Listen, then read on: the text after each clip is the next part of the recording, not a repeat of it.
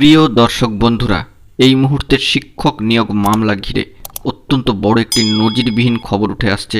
একেবারে নজিরবিহীন নির্দেশ, অত্যন্ত গুরুত্বপূর্ণ খবর আপডেট থাকছে এই ভিডিওতে। অবশ্যই ভিডিওটিকে তাই শেষ পর্যন্ত দেখে নেবেন এবং চ্যানেলটিকে সাবস্ক্রাইব করে নিয়ে সঙ্গে থাকবেন। বন্ধুরা, উঠে আসছে শিক্ষক নিয়োগ মামলা ঘিরে অত্যন্ত বড় খবর আপডেট। এবারে স্কুল সার্ভিস কমিশনের মাধ্যমে শিক্ষক নিয়োগ মামলায় অস্বস্তি কিন্তু বাড়ল মধ্যশিক্ষা পর্ষদের। অত্যন্ত গুরুত্বপূর্ণ খবর আপডেট, ভিডিওটিকে অবশ্যই শেষ পর্যন্ত শুনে বোঝার চেষ্টা করবেন।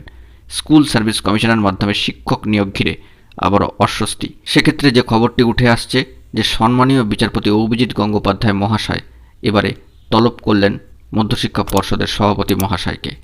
এবারে শিক্ষক নিয়োগ সংক্রান্ত মামলায় মধ্যশিক্ষা পর্ষদের সভাপতি মহাশয়কে সশরীরে তলব করল মহামান্য কলকাতা হাইকোর্ট। সম্মানীয় সভাপতিকে আসতে হবে, এরকমটাই কিন্তু জানা যাচ্ছে সামাজিক গণমাধ্যম সূত্রে, এবং আগামী 18 জুলাই এই হাজিরা কিন্তু দিতে হবে। আদালত অবমাননার মামলায় এমনই নির্দেশ দিয়েছেন মহামান্য কলকাতা হাইকোর্টের সম্মানীয় বিচারপতি অভিজিৎ গঙ্গোপাধ্যায় মহাশয়।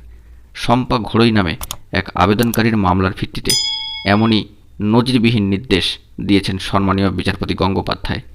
সম্মানীয় আইনজীবী দিব্যেন্দু চট্টোপাধ্যায় মহাশয় জানাচ্ছেন যে শম্পা ঘোড়ইয়ের আবেদন খতিয়ে দেখে নথিপত্র সহ মধ্যশিক্ষা পর্ষদের সভাপতি এবং ডেপুটি সেক্রেটারি মহাশয়কে তলব করেছেন সম্মানীয় বিচারপতি অভিজিৎ গঙ্গোপাধ্যায়ের বেঞ্চ। এ বিষয়ে জানা যাচ্ছে যে সম্মানীয় আইনজীবী দিব্যেন্দু চট্টোপাধ্যায় মহাশয় জানিয়েছেন যে 2016 সালের শিক্ষক নিয়োগ প্যানেলে নাম ওঠা সত্ত্বেও তিনি চাকরি পাননি। কিন্তু কেন চাকরি হলো না তা নিয়ে পর্ষদকে বারবার জানতে চাওয়া হলেও তা জানাতে পারেনি বলে দাবি। পরে মধ্যশিক্ষা পর্ষদের তরফে তাঁকে জানানো হয় যে সাধারণ শ্রেণীর আবেদনকারী হওয়া সত্ত্বেও তিনি সংরক্ষিত প্রার্থীদের মতো রেজিস্ট্রেশন ফি জমা করেছিলেন।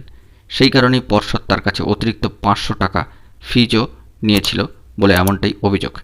এই বিষয়টিকে চ্যালেঞ্জ করেই আদালতের দ্বারস্থ হন সম্মানীয় প্রার্থী শম্পা।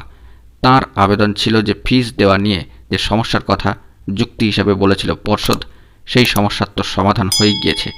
তাহলে তিনি কেন প্যানেলে নাম থাকা সত্ত্বেও নিয়োগ পাচ্ছেন না? মামলার শুনানিতে সম্মানীয় বিচারপতি গঙ্গোপাধ্যায় সাফ জানিয়েছেন যে নিজেদের নথিপত্র নিয়ে আগামী 18 জুলাই সম্মানীয় পর্ষদ সভাপতি মহাশয়কে সশরীরে কিন্তু আসতে হবে।